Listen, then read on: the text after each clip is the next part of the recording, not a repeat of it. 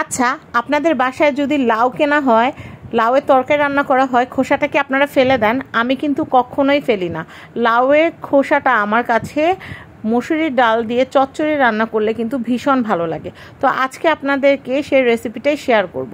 তো আমাদের কি লেগেছে আমি একটু বলে দিচ্ছি। এখানে লাউয়ের খোসা যতটুকু, মসুরির ডাল সেই পরিমাণে নিয়ে নিয়েছি। এখানে পেঁয়াজ কুচি, রসুন কুচি, ধনেপাতা কুচি, কাঁচামরিচ, লবণ এবং হলুদ পরিমাণ মতো আমি নিয়ে নিয়েছি। এখন আমি সবগুলো উপকরণকে সুন্দর করে হাতে মেখে নেব।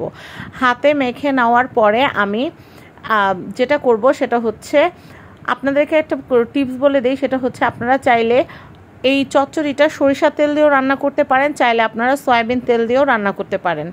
সরিষা তেল দিয়ে রান্না করলে মনে হয় স্বাদটা একটু বেশি হয়। তো সবগুলো উপকরণ মেখে নেওয়ার পর আমি যে সসপ্যানটাতে রান্না করব সেই সসপ্যানের মধ্যে আমি সবগুলো উপকরণ একসাথে নিয়ে নিচ্ছি। এরপর আমি পরিমাণ মতো পানি দিয়ে দেব এবং দিয়ে দিব পরিমাণ মতো সয়াবিন তেল। ব্যাস, এখন চুলায় বসিয়ে দিলেই কিন্তু অল্প কিছুক্ষণের মধ্যেই কিন্তু হয়ে যাবে মজাদার লাউয়ের খোসা দিয়ে ডালের চচ্চড়ি। আপনারা একবার বাসায় অবশ্যই ট্রাই করবেন। আশা করি একবার যখন আপনারা এটা রান্না করবেন, খাবেন, তখন কখনোই আর লাউয়ের খোসাটা আপনারা ফেলে দিবেন না।